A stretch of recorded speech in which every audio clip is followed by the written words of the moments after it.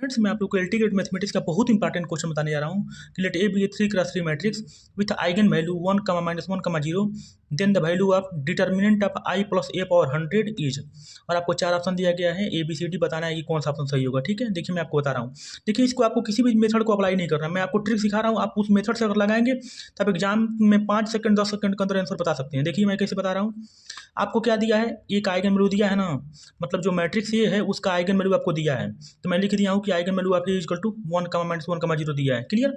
अब आपको निकालना है किस इसका डिटर्मिनेंट, मतलब आई प्लस ए पावर 100 का डिटर्मिनेंट निकालना है ना। तो ये बताइए किसी भी मैट्रिक्स का डिटर्मिनेंट कैसे निकालते हैं। प्रोडक्ट ऑफ आइगन वैल्यू, मतलब जो भी, अगर हम देखिए इसमें ट्रिक क्या है। अगर मैं आई प्लस ए पावर 100 का आइगन वैल्यू पता कर लूँ तो क्या करूँगा, उसको मल्टीप्लाई कर दूंगा तो इसका डिटर्मिनेंट निकल जाएगा। क्लियर।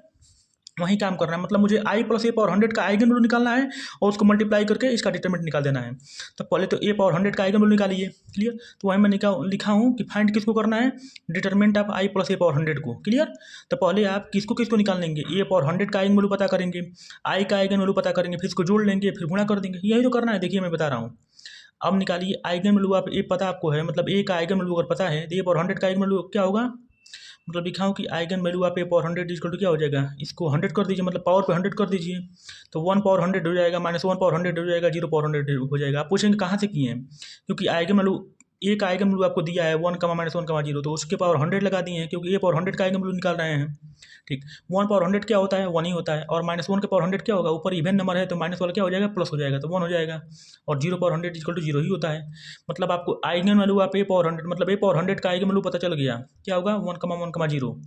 अब देखिए इसमें आइडेंटिटी भी तो है, इसको बोलते हैं आइडेंटिटी मैट्रिक्स। तो आपको सबको पता है कि आइडेंटिटी मैट्रिक्स का आइगन वैल्यू क्या होता है, 1, 1 होता है, हमेशा 1 होता है। तो मैं लिख दिया हूँ कि eigenvalue of I equal to 1, 1, मतलब हमेशा 1 होता है। अब किसका आइगन वैल्यू निकालना है, मतलब ऐड करना है। तो मैं लिख रहा हूँ कि eigenvalue of I plus A power 100। Clear. तो आइडेंटिटी का आइगन वैल्यू और ए पावर 100 आइगन वैल्यू को जोड़ लेंगे। तो ए पावर 100 का आइगन वैल्यू 1, 1, 0 है, और आइडेंटिटी का आइगन वैल्यू 1, 1 है। इसको जोड़िए, तो जोड़ेंगे तो 1 कितना हो जाएगा, 2 हो जाएगा। इस 1 को जोड़ेंगे तो 2 हो जाएगा, और 0 1 को जोड़ेंगे तो 1 हो जाएगा।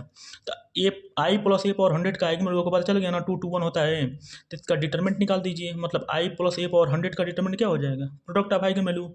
तो इसको गुणा कर दीजिए, 2 गुणे 2 गुणे 1 इक्वल टू क्या हो जाएगा, 4 हो जाएगा। अब ऑप्शन में देखिए 4 कहाँ है, तो पहले ऑप्शन में 6 है, बी में 8 है, सी ऑप्शन में 27 है, डी ऑप्शन में 100 है, मतलब कहीं 4 नहीं है, मतलब इसमें कोई ऑप्शन सही नहीं है। अगर आप एग्जाम में कोई ऑप्शन लगा दिए होंगे तो कोई ऑप्शन इसका सही नहीं है।